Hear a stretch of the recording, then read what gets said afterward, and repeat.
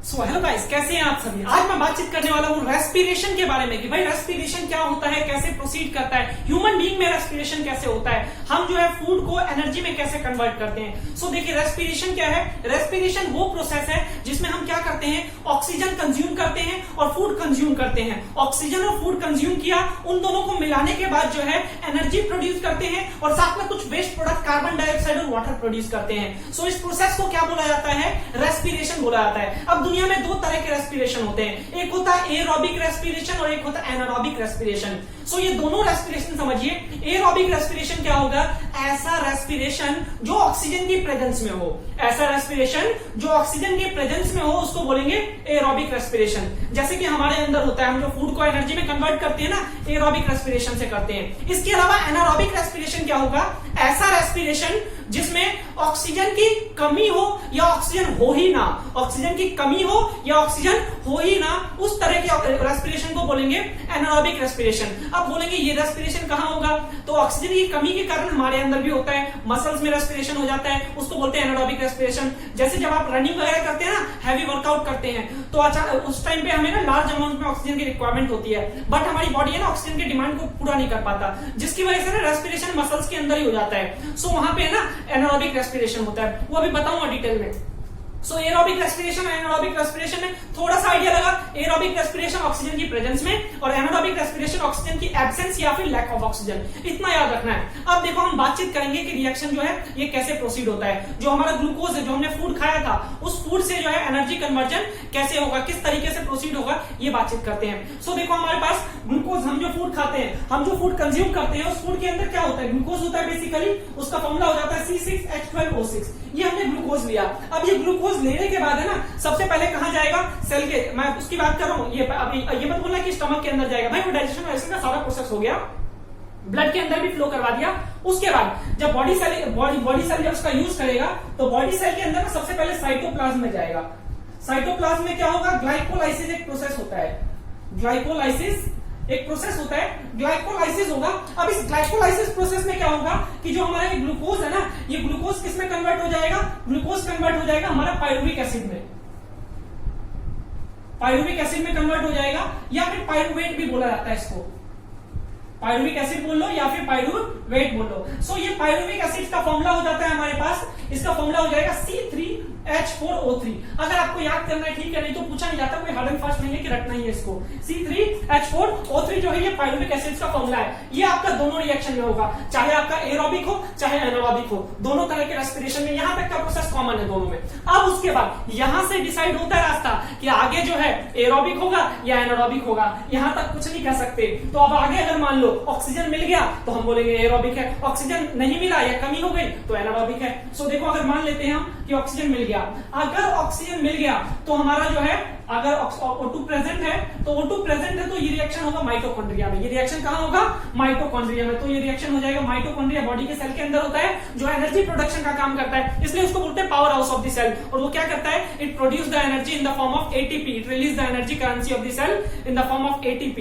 सो इसलिए बोलते हैं उसको power house of the cell या फिर energy house of the cell. So ये माइटोकॉन्ड्रिया में रिएक्शन होगा, और अगर माइटोकॉन्ड्रिया में हुआ तो दिक्कत की बात नहीं है, एनर्जी फुल मिलेगा। अब यहाँ पे क्या होता है, यहाँ पे ऑक्सीजन के साथ कंबाइन होने के बाद, रिएक्शन करने के बाद क्या बना लेगा, आपका यहाँ पे बनाएगा 38 mole of ATP, 38 mole of ATP, और साथ में यहाँ पे कार्बन डाइऑक्साइड और वाटर भी प्रोड्यूस करेगा। It also produce the CO2 and H2O। ये हमारा वेस्ट प्रोडक्ट हो जाएगा, ये कार्बन डाइऑक्साइड और वाटर जो है हमारा वेस्ट प्रोडक्ट हो जाएगा। ये मेन जो है हमारा 38 mole of ATP, large amount of energy है। अब बोलोगे भैया ये ATP क्या होता है, तो देखो ATP एडिनोसाइन ट्राइफॉस्फेट, इसका फुल फॉर्म होता है एडिनोसाइन ट्राइफॉस्फेट। इसका फॉर्मूला चाहिए तो फॉर्मूला लिख देता हूं मैं यहाँ पे। फॉर्मूला क्या हो जाता है इसका, ATP का फॉर्मूला हो जाता है आपका भाई C10H16 N5 O13P3। ये आपका जो है C10H16 N5O13P3, ये जो है आपका किसका, ATP का फॉर्मूला होता है। आपको याद करने की जरूरत नहीं है, बस खाली जनरल नॉलेज के लिए आपको बता दिया कि भाई अगर कभी मन करे तो देख लिया। तो ये आपका क्या है, ATP है। ये कौन सा एरोबिक रिएक्शन है, एरोबिक रिएक्शन है। अब एनारोबिक समझो, एरोबिक बता दिया ऑक्सीजन की प्रेजेंस वाला। एनारोबिक क्या होगा कि भाई ऑक्सीजन की कमी हो या फिर ना हो। तो देखो ऑक्सीजन की कमी हो या ना हो, तो यहां मान लेते हैं ये पाथ में बना देता हूं, ऑक्सीजन की कमी, lack of oxygen, lack of O2। So lack of O2 होगा तो ये रिएक्शन कहां होगा? तो ये रिएक्शन जो है ना आपका बॉडी मसल्स में होगा, आपके मसल्स के अंदर होगा। सो अब ये माइटोकॉन्ड्रिया में नहीं जाएगा, मसल्स में हो जाएगा रिएक्शन। अब अगर ये मसल्स में होता है, इसको थोड़ा सा मैं एरो को सही बनाता हूं, अगर ये मसल्स में होता है ये रिएक्शन, आगे जो है रिएक्शन अगर ये मसल्स में होता है किसकी? लैक ऑफ O2 की वजह से, तो ये क्या बनाएगा आपका? ये बनाता है लैक्टिक एसिड, साथ में एटीपी यहां भी बनेगा। यहां पे जो प्रोडक्ट बनता है, यहां पे प्रोडक्ट बनेगा लैक्टिक एसिड, साथ में एटीपी, यहां पे 2 एटीपी बनेगा। बहुत कम, लिटिल अमाउंट ऑफ एनर्जी है, 2 मोल ऑफ एटीपी है। तो ये इतना कम एनर्जी, सो दैट्स व्हाई ये जो है ना हमारे लिए यूजफुल ज्यादा नहीं होता है।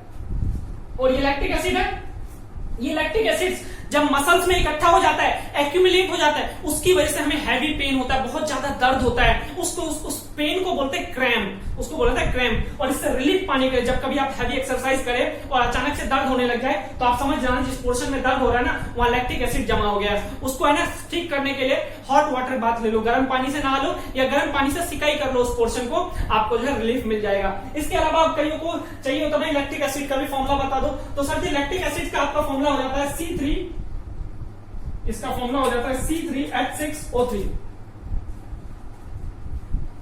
ये आपका लैक्टिक एसिड का फॉर्मूला होता है। पायरुविक में C3H4O3 था, लैक्टिक एसिड में C3H6O3 है। ये लैक्टिक एसिड का फॉर्मूला है। अब ये था मसल लैक ऑफ ऑक्सीजन हो, तो ये एनारोबिक रेस्पिरेशन था। अब अगर मान लो ऑक्सीजन हो ही ना, एब्सेंट ही हो जाए ऑक्सीजन, सो क्या होगा? Absence of oxygen. So absence of O2 में O2 है ही नहीं, तो ये रिएक्शन जो है ना ईस्ट के अंदर होगा।